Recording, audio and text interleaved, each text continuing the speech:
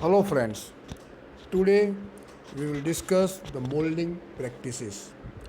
What are the different types of molding practices? Number 1, green sand molding. Second one, dry sand molding, loom sand molding, peat molding, floor molding, cell molding and permanent molding. These are the different types of molding practices. Each practices or each type has its own different process and advantages and disadvantages. We will go through one by one in detail. Green sand molding. Green sand molding is more widely developed than any other process. Green sand molding is replacing many of the more expensive molding methods as sand control is being applied. What it means, majority of the molding process जो भी है, mainly majority of the industries they are using green sand molding. Reason क्या है वो हम आगे देखेंगे, लेकिन सबसे बड़ा उसका एडवांटेज है कि वहाँ पे ग्रीन सैंड मोल्डिंग प्रैक्टिस में जो भी सैंड कंट्रोल है वो हम बहुत अच्छी तरह से कर सकते हैं. Green sand molding process utilize a mold made of compressed और compacted moist sand pack around a wood और मेटल पैटर्न. मतलब लकड़े का या मेटल का पैटर्न होता है, उसके आसपास हम सैंड, लेकिन कैसी sand? Green sand. Again I am saying green sand, it doesn't mean that the colour of the sand is green. It means the sand is having a moisture, that is known as a green sand.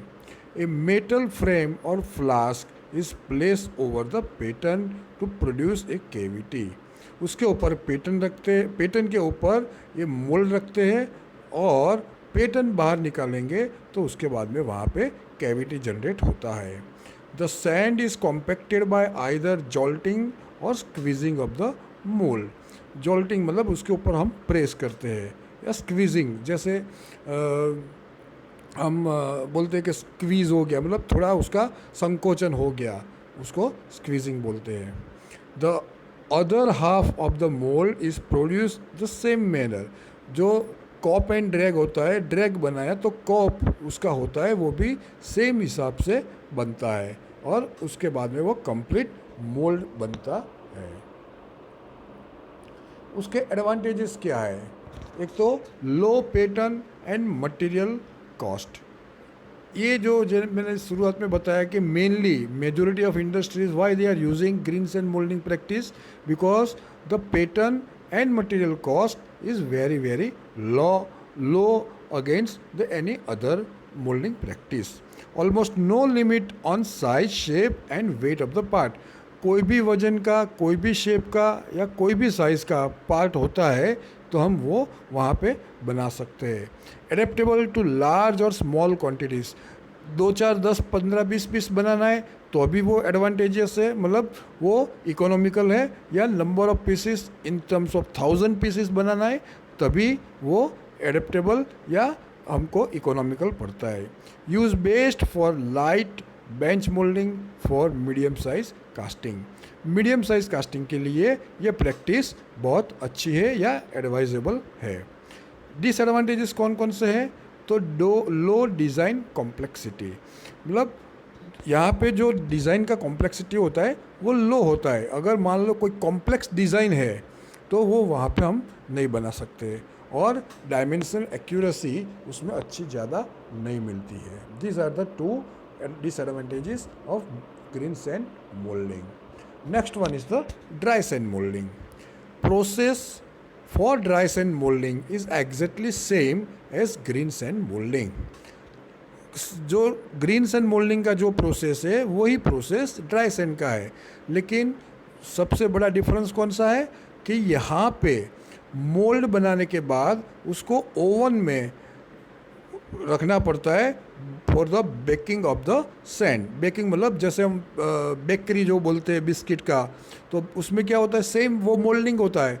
उसको mould करने के बाद उसको baking करने के लिए oven में रखते हैं, मतलब वो पक जाता है। जैसे हमारे घर में भी माइक्रो ओवन होता है, सेम पर्पस यहाँ पे सेम उसी तरह से उसका काम करता है। तो फ़र्क क्या हुआ ड्राई सैंड मोल्डिंग और ग्रीन सैंड मोल्डिंग में? ग्रीन सैंड मोल्डिंग में मोल्ड में मॉइस्चर होता है, ड्राई सैंड में मॉइस्चर नहीं होता है, बाकी का कंपोजिशन सेम होता है। ड्राई सैंड मोल्ड बनाने के लिए, ग्रीन सैंड मोल्ड बनाने के बाद उसको ओवन में बेकिंग के लिए रखना पड़ता है। उससे क्या होता है, ये एक प्रोसेस बढ़ गया। दैट मीन्स अगर कोई भी प्रोसेस करेंगे तो उसका कॉस्ट भी लगता है, सो उसमें कॉस्ट का भी एडिशन होता है। और दूसरा एक डिसएडवांटेज कौन सा है कि ये ड्राई सैंड मोल्डिंग के बाद में हम जो भी पैटर्न रखने के बाद कैविटी में कास्ट करते हैं, then we cannot reuse this sand for the another mold. That is the only disadvantage of this molding practices. Third one is the loam sand. Sorry. Loam sand is one type of clay which is made with sand mixed with water to form a thin plastic mixture from which mold are made. ये loom sand क्या है? That is a one type of clay, एक type का clay है। Loom sand also contains fire clay. उसमें क्या क्या होता है? फायर क्ले होता है। The loom must be sufficiently adhesive so that it can kept in A vertical surface. जैसे हमारा एक सैंड का प्रॉपर्टी था, उसमें एडेसिवनेस होना चाहिए, ये सेम प्रॉपर्टी लूम सैंड में होना चाहिए, सो दैट अगर हम ये जो उसका मोल्ड है अगर वर्टिकल भी रखे तो वो गिर ना जाए या डैमेज ना हो जाए। टिपिकली लूम सैंड में मिक्सचर का कंपोजिशन क्या होता है? तो silica sand by volume it is 22, clay by volume it is 5, Coke 10% and moisture 18 to 20% by volume. Loom molds are employed mainly in the making of large casting. बड़े बड़े casting बनाना है तब ये लूम सैंड का use होता है, for which it would be expensive to use full pattern and ordinary flask equipment. Sorry. Objects such as large cylinders, chemical pans, large gears, round bottoms, kettles and other machining parts are produced by the loom molding. जैसे बताया कि loom बड़े बड़े parts बनाना है तो loom sand molding practice use करते हैं, जिसमें क्या क्या बनते हैं? बड़े बड़े सिलेंडर्स बनते हैं, केमिकल पैंस, पैंस मतलब बर्तन, लेकिन यहाँ पे वो बड़े बड़े बर्तन होते हैं, जैसे टैंक्स होता है, बड़े बड़े गियर बनते हैं, सर्कल्स बनाना है, केटल्स बनाना है, तो ये उससे हम बना सकते हैं। Next one is the peat molding. Usually large castings are made in pits instead of drag flask. मतलब कोप एंड ड्रैग होता है, बॉटम वाले को ड्रैग होता है, लेकिन ये कहाँ पे बनता है? ड्रैग के बदले पीट में बनता है, because of their huge size. क्यों? कि इतना बड़ा फ्लास्क बनाना उससे अच्छा तो एक पीट बना देना वो अच्छा रहता है, इसलिए उसको पीट मोल्डिंग बोलते हैं।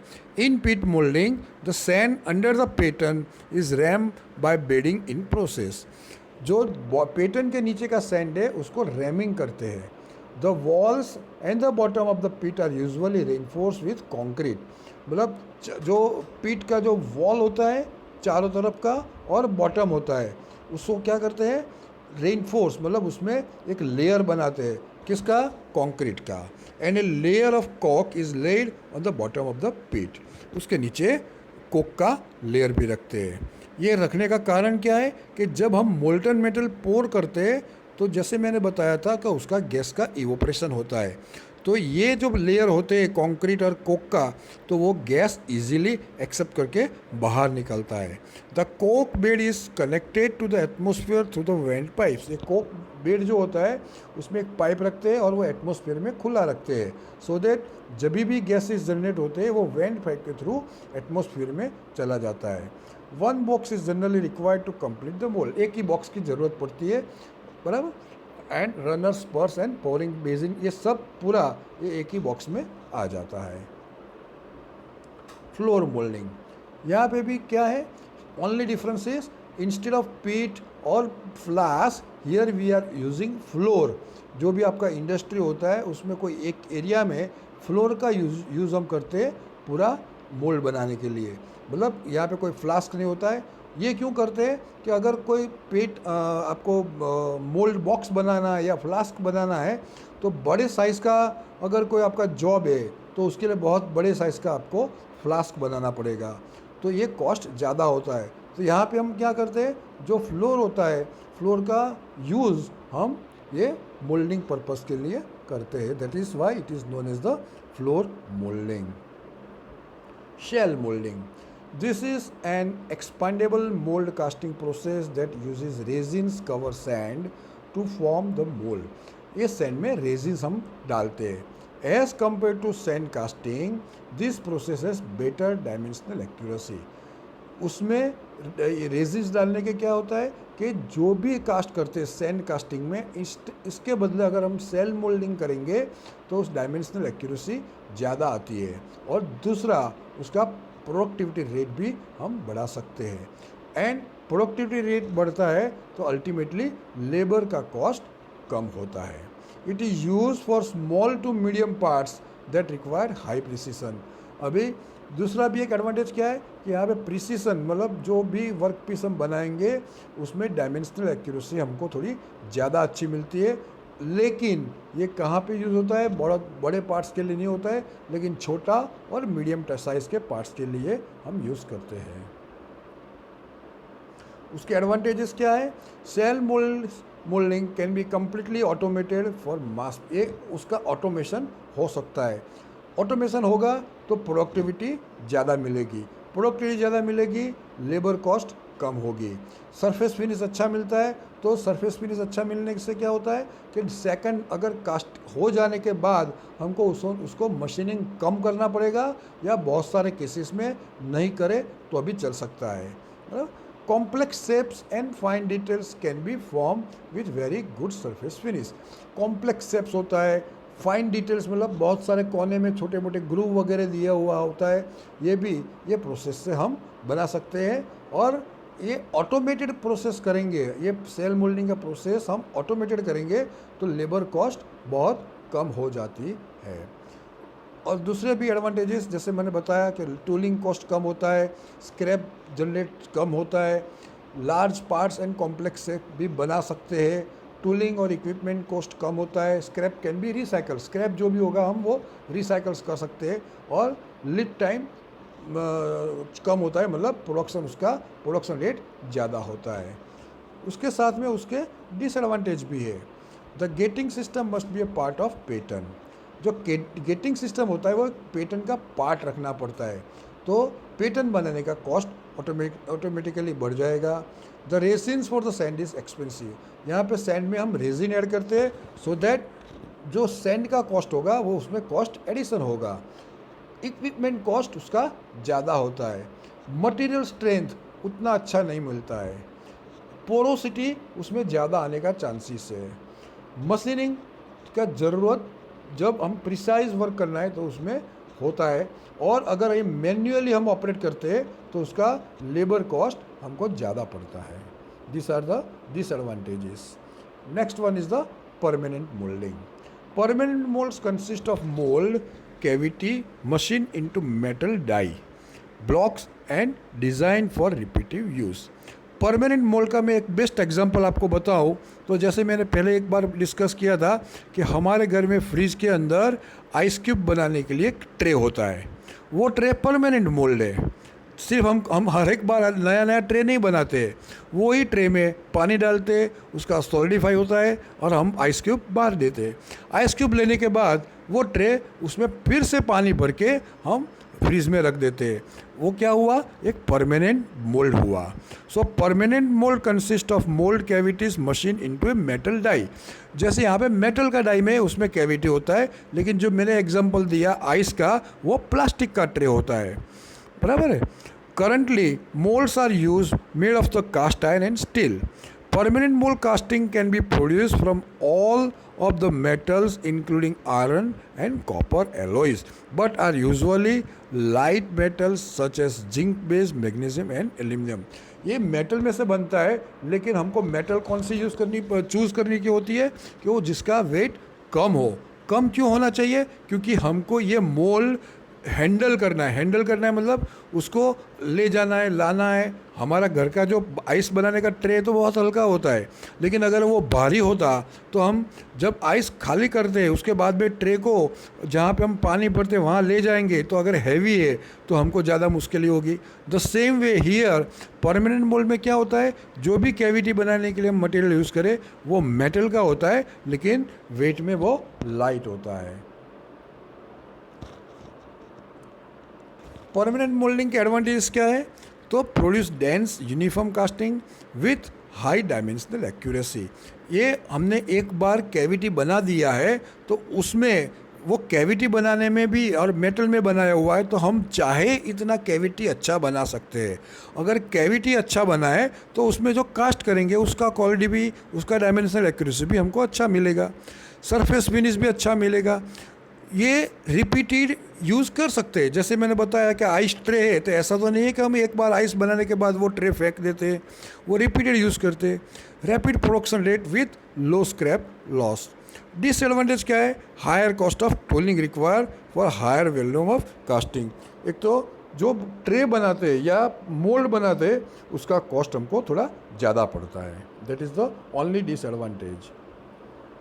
Now same, there are 5 different questions that you have to answer. What are the different types of molding processes? Explain green sand molding, explain permanent molding, explain loom sand molding, and explain shell molding. Thank you.